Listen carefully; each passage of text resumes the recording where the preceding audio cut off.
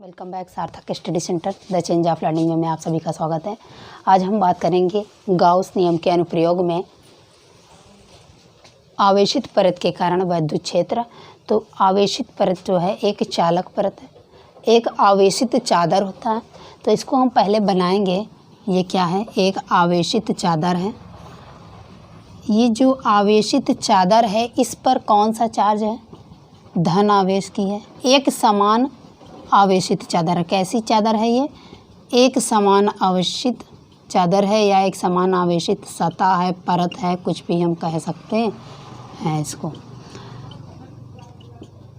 इसकी वजह से हमको P बिंदु पर ज्ञात करना है क्या? वैद्युत क्षेत्र। कहाँ पर ज्ञात करना है? P बिंदु पर वैद्युत क्षेत्र ज्ञात करना है।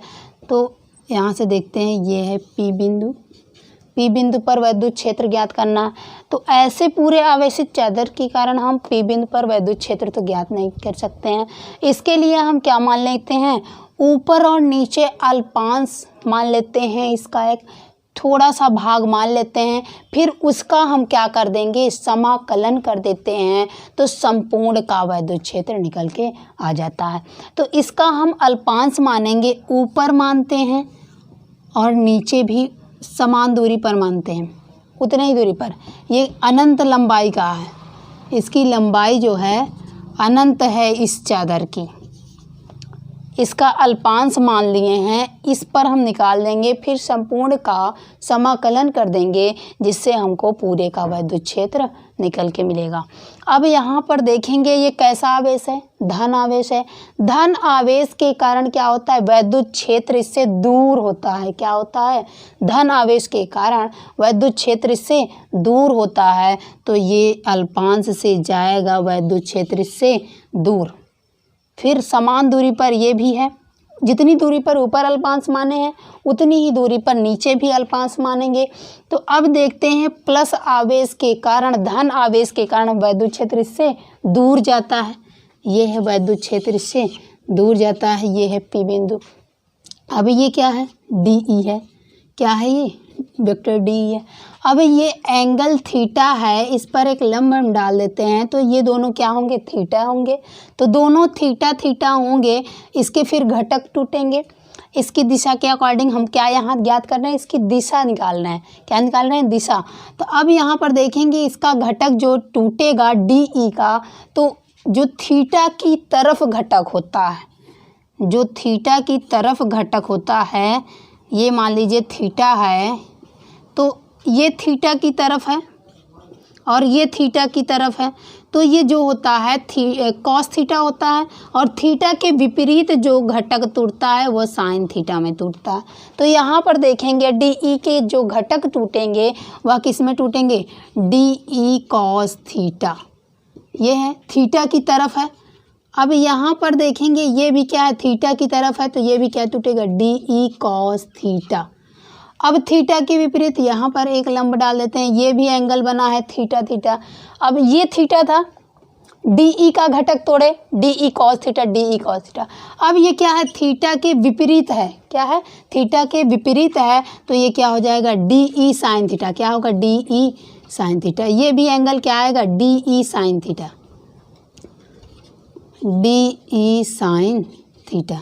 अब देखेंगे, परिमाण में दोनों समान हैं, परंतु दिशा में क्या हैं? विपरीत हैं। तो दिशा में विपरीत होने के कारण ये एक दूसरे को क्या कर देते हैं? निरस्त कर देंगे। DE sine theta, DE sine theta खत्म हो गया। अब बचा क्या है? DE cos theta, DE cos theta, वो भी इस सतह के उस तरफ। यही समझ में आ रहा? इस सतह के इस दिशा में हमको मिला, इसके लंबवत मिला है, इस सतह के लंबवत हमको वैद्युत क्षेत्र मिला है। तो इतनी सी बात तो क्लियर हो गई, दिशा हमको तो पता चल गया। इस सतह के जो वैद्युत क्षेत्र है वह किधर है? ये है सतह, सतह के इधर वैद्युत क्षेत्र कार्य कर रहा, इस तरफ से। अब हमको क्या दिशा मिल गई। अब हम क्या निकालेंगे? इसका परिमाण निकालते हैं। परिमाण निकालने के लिए हमको क्या लेना पड़ेगा? गॉसी पृष्ठ मानना पड़ेगा। क्या लेना पड़ेगा? इसी पर एक गॉसी पृष्ठ लेना पड़ेगा। गॉसी पृष्ठ किसे कहते हैं? काल्पनिक बंद पृष्ठ होता है, उसे ही क्या कहते हैं? गॉसीय पृष्ठ कहते हैं। ये भी अनंत लंबाई का है। अनंत लंबाई का है। इस पर भी क्या है, वही है धन आवेश, वही पृष्ठ है, परंतु इसी पर हम क्या लेंगे, गाउसीय पृष्ठ मानते हैं।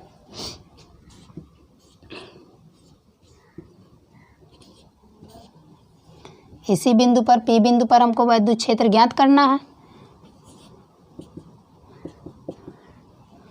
अब यहाँ पर देखेंगे ये क्या है, P बिंदु है। P बिंदु पर हमको वैद्युत क्षेत्र ज्ञात करना है, तो ये जितना क्षेत्र है इस पर कितना आवेश है, यस आवेश है, और संपूर्ण सतह पर कितना आवेश है, स्मॉल सिग्मा आवेश है। कितना आवेश है, स्मॉल सिग्मा आवेश है।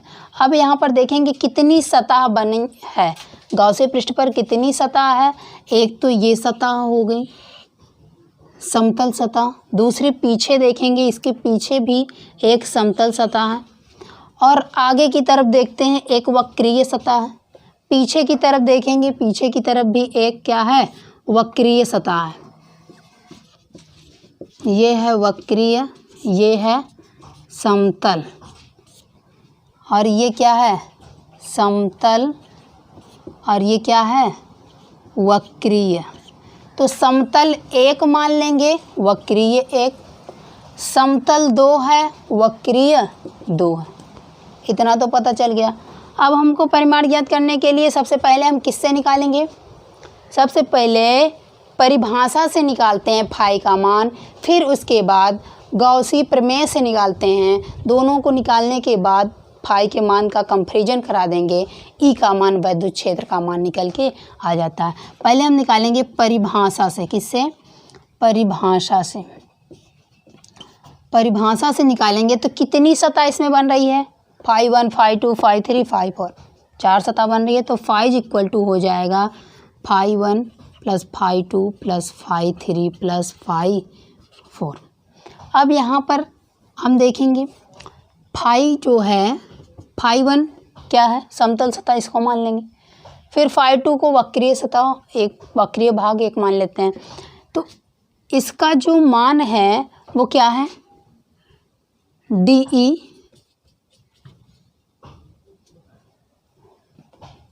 EDS क्या है, EDS cos थीटा। परिभाषा के अनुसार फाई इक्वल टू क्या होता है, परिभाषा से फाई इक्वल टू होता है EDS, यहीं से ये निकाल रहे हैं हम। फाई इक्वल टू क्या होता है, EDS। जब डॉट प्रोडक्ट होता है, डॉट प्रोडक्ट हटाते हैं तो फाई इक्वल टू क्या होता है, EDS cos थीटा होता है ना। तो परिभाषा से हम यहाँ पर क्या लिख लेंगे, अब देखेंगे EDS यहाँ पर लिखेंगे, संपूर्ण का समाकलन करेंगे, क्यों, क्योंकि संपूर्ण का निकलना है। तो EDS cos थीटा, ये किसके लिए, समतल 1 के लिए, समतल 1 के लिए, प्लस EDS cos थीटा वक्रीय 1 के लिए, किसके लिए, वक्रीय 1 के लिए, प्लस EDS cos थीटा समतल 2 के लिए, समतल 2 के लिए, प्लस EDS cos थीटा वक्रीय 1 के लिए, वक्रीय 2 के लिए, वक्रीय 2 के लिए, इस सतह के लिए, इस सतह के लिए।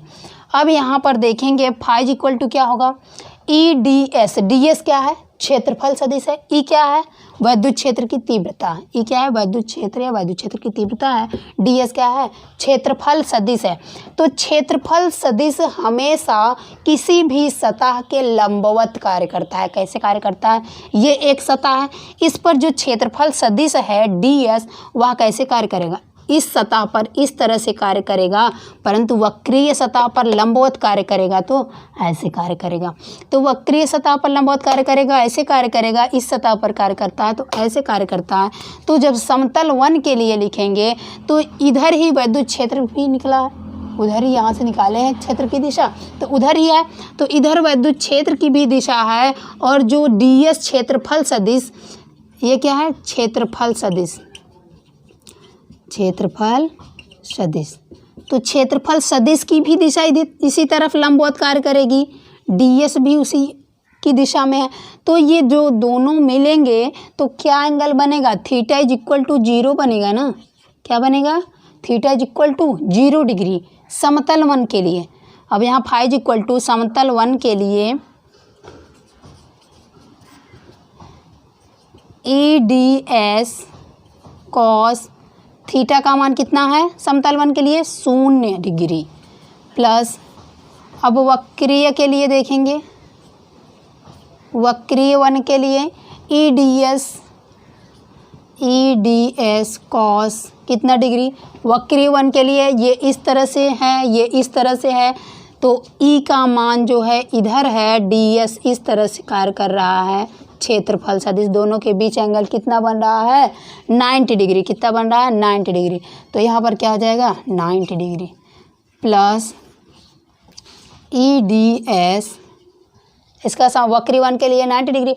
अब समतल 2 के लिए देखेंगे, समतल 2 के लिए पीछे की तरफ भी धनावेश के कारण विद्युत क्षेत्र इससे दूर जाएगा, तो ई की दिशा क्या होगी इधर होगी, और क्षेत्रफल सदिश भी क्या कार्य करेगा इधर ही कार्य करता है DS। तो दोनों के बीच एंगल कितना बना, theta is equal to 0 degree.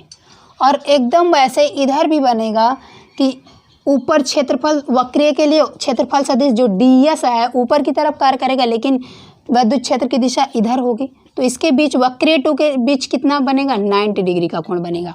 तो यहाँ पर हम लिखेंगे समतल 2 के लिए, किसके लिए, समतल 2 के लिए थीटा का मान क्या है 0 है, कॉस 0 प्लस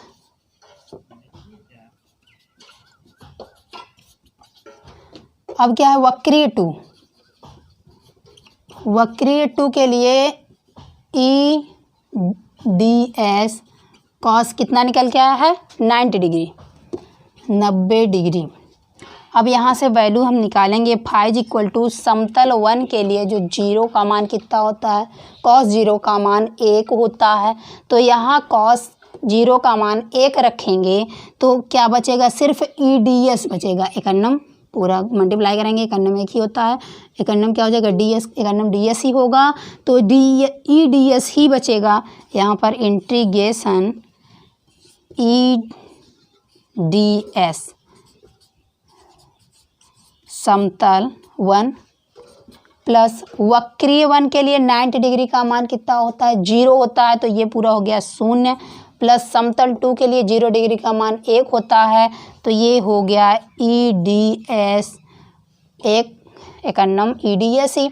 अब यहाँ समतल क्या था, ये समतल 2 था, अब इसका मान क्या हो जाएगा 90 डिग्री का मान 0 होता है, तो यहाँ प्लस 0 हो जाएगा। अब देखेंगे ये दोनों फाइज इक्वल टू क्या हो जाएंगे, जुड़ जाएंगे, 2EDS लिख सकते हैं इसको। क्यों इसको बाहर लिख देंगे, इसको अंदर, क्योंकि DS है, समाकलन करना है, DS के सापेक्ष समाकलन करना है, तो ये दोनों वैल्यू क्या हो जाएंगी कांस्टेंट हो जाएंगी, इसलिए यह बाहर हो जाएंगी। तो देखेंगे DS का जो समाकलन होगा वो क्या होगा, ये है गॉसी पृष्ठ के अंदर का भाग क्या है S है, तो यहाँ लिखेंगे माना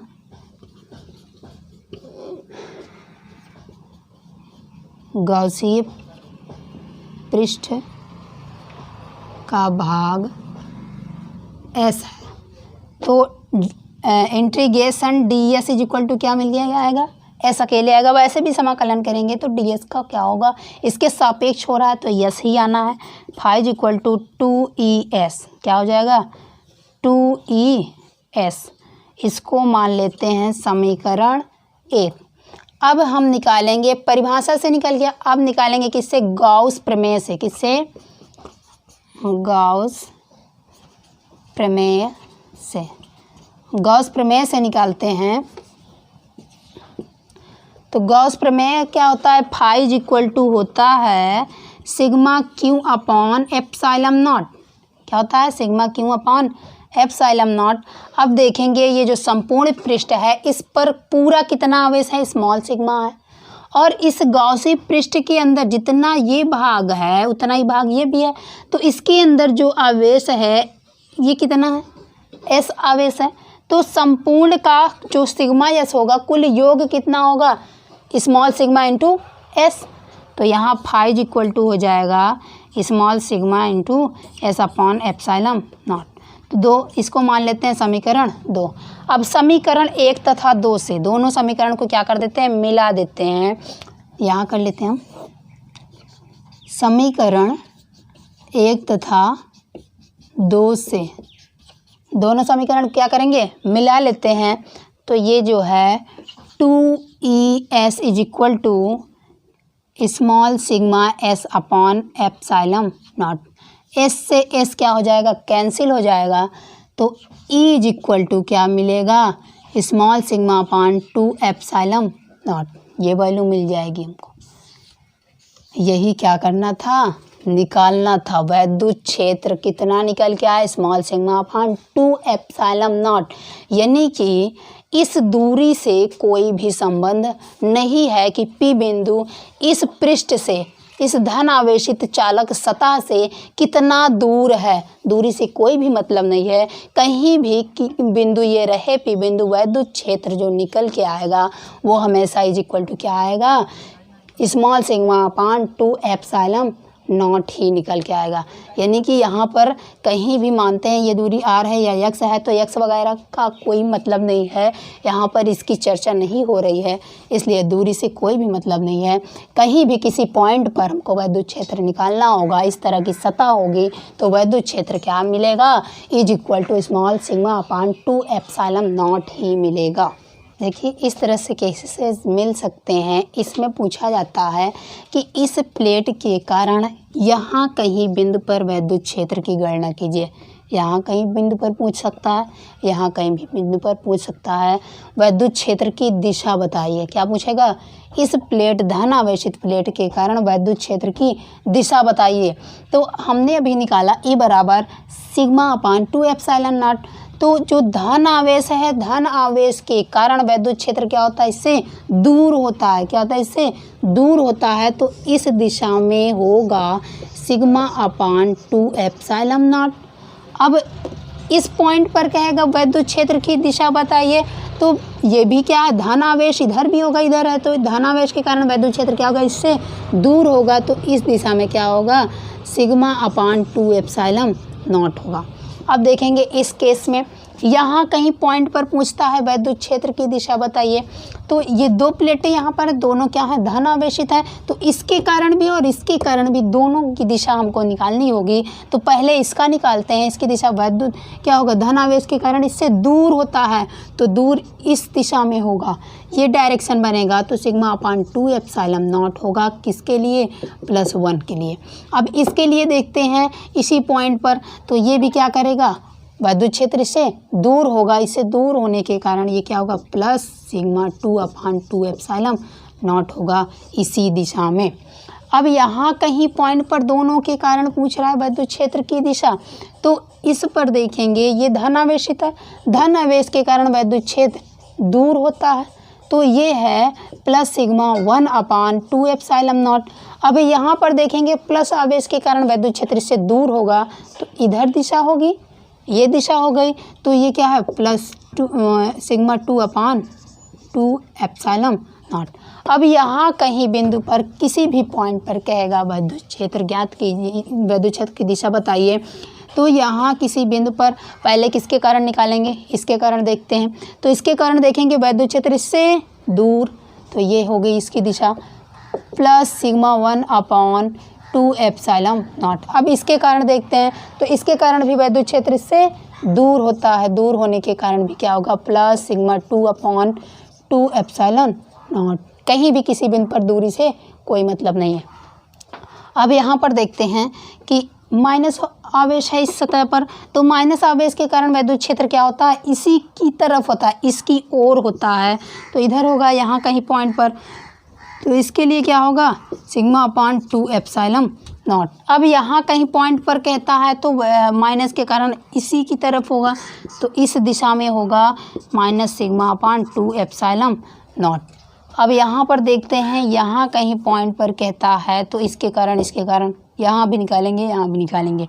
यहाँ पर देखते हैं तो प्लस के कारण वैद्युत क्षेत्र क्या होगा, इससे दूर होगा, इसके कारण तो प्लस सिग्मा 1 अपान 2 एप्सिलॉन नॉट किसी बिंदु पर, और इसके कारण जो होगा तो इसकी तरफ होगा तो ये डायरेक्शन बनेगा क्या, -σ2/2 एप्सिलॉन नॉट। अब यहाँ कहीं बिंदु बीच पर कहीं कहेगा तो दोनों प्लेट के कारण इसमें भी दिशा देखेंगे तो इसके कारण क्या होगा, इससे दूर होगा, इस दिशा में होगा तो +σ1/2 एप्सिलॉन नॉट। इसके कारण इसी की तरफ होगा तो वही दिशा होगी क्या, -σ2/2 एप्सिलॉन नॉट। अब यहाँ पर देखेंगे माइनस है, इधर कहीं सतह के पीछे कह रहा है, इधर कहीं बिंदु पर वैद्युत क्षेत्र की दिशा पूछेगा तो क्या होगा, इसके माइनस के कारण वैद्युत क्षेत्र इसी की दिशा में होगा तो इसके कारण भी निकाल रहे हैं तो क्या होगा, इधर कहीं पॉइंट पर -σ2/2 एप्सिलॉन नॉट। अब इसके कारण देखते हैं यहाँ कहीं पॉइंट पर तो इसके कारण वैद्युत क्षेत्र इससे दूर होता है तो इसका डायरेक्शन उल्टा बन जाएगा और क्या बनेगा, +σ1/2 एप्सिलॉन नॉट। इस तरह से बन जाएगा। अब अगला अनुप्रयोग देखेंगे नेक्स्ट वीडियो में। धन्यवाद।